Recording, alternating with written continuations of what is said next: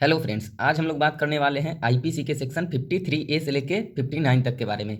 मतलब आईपीसी के section 53A से लेके सेक्शन 59 तक के बारे में। तो आइए हम लोग शुरू करते हैं सेक्शन 53A। तो सेक्शन 53A हम लोग का बात करता है construction of reference to transportation, मतलब निर्वासन के प्रति निर्देशों का अर्थ लगाना। The punishment of construction of reference to transportation is added in 1955 and repealed in 1959। Under this punishment offender is rewarded to transportation.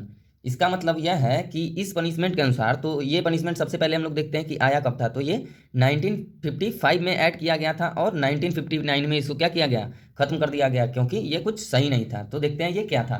तो इसमें क्या था ना कि उस टाइम पे कैदियों की संख्या ज़्यादा थी और जेल कम थे। तो क्या होता था कि जिन्हें इम्प्रिजमेंट फॉर लाइफ मिल गया है, मतलब उम्र कैद की सजा, आजीवन कारावास अगर मिल गया है, तो उन्हें क्या किया जाता था कि काला पानी भेज दिया जाता था, जो अंडमान एंड निकोबार में था एक जेल। उसका मतलब, इसका मतलब यह है, आप लोगों ने भी सुना होगा हिंदी फिल्मों में कि काला पानी का सजा जब भी नाम आता है तो लोग एकदम डर जाते थे।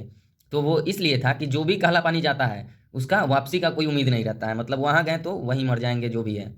अब आते हैं हम लोग सेक्शन 54 पे। तो सेक्शन 54 हम लोग का बात करता है commutation of sentence of death, मतलब मृत्यु दंड का रूपांतरण। इसका मतलब यह है कि इन every cases in which sentence of death shall have been passed, the appropriate government may, without the consent of offender, commute the punishment for any other punishment provided by this code। इसका मतलब यह कह रहा है, इसमें सबसे पहले बात कर रहा है अप्रोप्रिएट गवर्नमेंट, मतलब समुचित सरकार। तो समुचित सरकार कौन होगी? यदि सेंट्रल का मैटर है तो सेंट्रल गवर्नमेंट होगी समुचित सरकार, और यदि स्टेट का मैटर है तो उसमें क्या होगी, स्टेट होगी, स्टेट गवर्नमेंट होगी समुचित सरकार। तो ये कहा जा रहा है इसमें कि यदि समुचित सरकार चाहे तो किसी भी इंसान को, किसी भी क्रिमिनल को जो क्राइम किया है उसको अगर डेथ पनिशमेंट मिल गया है, डेथ पेनाल्टी मिल गया है, मृत्यु दंड भी अगर मिल गया है, तो उसे रूपांतरित करके उस सजा को किसी और सजा में परिवर्तित कर देगा। जैसे कि क्या, एक मूवी हम लोग का हिंदी पिक्चर है जिसमें कर्मा, जिसमें क्या है कि 3 कैदी होते हैं जिन्हें मृत्यु दंड की सजा मिल गई होती है, लेकिन एक बड़े विलन डॉक्टर डैन को मारने के लिए क्या होता है कि वहाँ की समुचित सरकार उसे एक जेलर जिनका नाम दादा ठाकुर होता है उनके पास भेज देती है। क्यों? क्योंकि वो लड़ सके जंग किसके साथ, डॉक्टर डैन के साथ। और ये बात होता है वहाँ पे, डील होता है कि यदि डॉक्टर डैन के साथ लड़ते हुए वो लोग बच जाते हैं तो उन्हें रिहा कर दिया जाएगा, और उसमें 2 लोग बच भी जाते हैं तो उन्हें क्या होता है, रिहा कर दिया जाता है। तो इसमें सिंपली बताया गया है ये कि समुचित सरकार, अप्रोप्रिएट गवर्नमेंट अगर चाहेगी तो किसी भी सजा को कम कर सकती है, खत्म कर सकती है, ये सब कर सकती है। तो आते हैं नेक्स्ट हम लोग का। तो अगला है सेक्शन 55। तो सेक्शन 55 बात करता है commutation of sentence of imprisonment for life, मतलब यदि उम्र कैद का सजा हो गया है तो उसका रूपांतरण। तो इसमें भी सेम बात करता है, in every cases in which sentence of imprisonment for life has been passed, the appropriate government may, without the consent of offender, commute the punishment for any other punishment provided by this code। इसमें भी यही बात करता है कि अगर समुचित सरकार, अप्रोप्रिएट गवर्नमेंट चाहेगी तो किसी भी कैदी को अगर उम्र कैद की सजा हो गई है, किसी भी क्रिमिनल को क्राइम करने के बदला उम्र कैद की सजा अगर हो गई है, तो उसे रूपांतरित करके किसी और सजा में कन्वर्ट कर सकती है या फिर उसे माफ कर सकती है। ये सब क्या कौन कर सकता है? सिर्फ और सिर्फ अप्रोप्रिएट गवर्नमेंट, समुचित सरकार ही कर सकता है। तो आते हैं हम लोग अब अपना सेक्शन 56 पे। तो सेक्शन 56 हम लोग का बात करता है sentence of European and American to penal servitude. इसका मतलब यह है कि अमेरिकन और यूरोपियन जितना भी लोग होगा उस सबको विशेष छूट मिलेगा कानून के द्वारा। तो वो विशेष छूट क्या था कि provisions as to sentence for term exceeding 10 years but not for life, मतलब किसी को भी उम्र कैद का सजा नहीं हो सकता है, मैक्सिमम सजा 10 साल का हो सकता है किसी भी यूरोपियन या फिर अमेरिकन का, वो अगर इंडिया में आके क्राइम करता है तो। लेकिन ये तो गलत था, हम लोग का आईपीसी 1860 का ही बना है, अंग्रेजों के ज़माने का। तो फिर उनके ज़माने के अनुसार ही रूल थे, लेकिन इन सबको हटा दिया गया। इनको रिपील कब किया गया? इनको रिपील किया गया 1949 में, 6 अप्रैल 1949 को इसको रिपील कर दिया गया।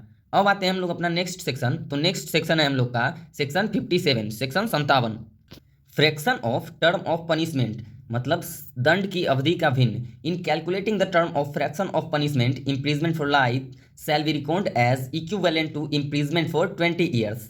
इसका मतलब ये है कि यदि कोई भी क्राइम को करते हैं लोग और उसको कर देते हैं अटेम्प्ट, तो उस केस में क्या होता है कि किसी भी चीज़ का अटेम्प्ट कीजिएगा और आगे अगर रिएक्शन नहीं भी हुआ तो भी आपको हाफ सज़ा मिलेगा। तो कोई भी अगर ऐसा क्राइम किया गया जिसका सज़ा इम्प्रिजमेंट फॉर लाइफ, उम्र कैद है, तो उस केस में उसका आधा सज़ा कैसे दिया जाएगा?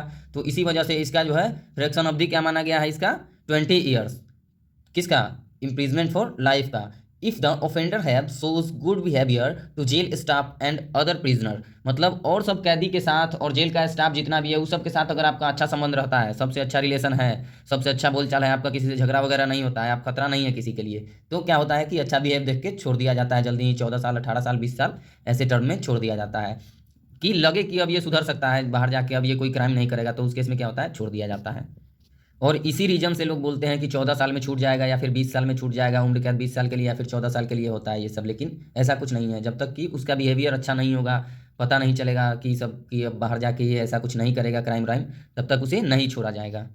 तो नेक्स्ट देखते हैं, नेक्स्ट है हम लोग का सेक्शन 58, सेक्शन 58। तो सेक्शन 58 हम लोग का बात करता है offenders sentenced to transportation how dealt with until transported.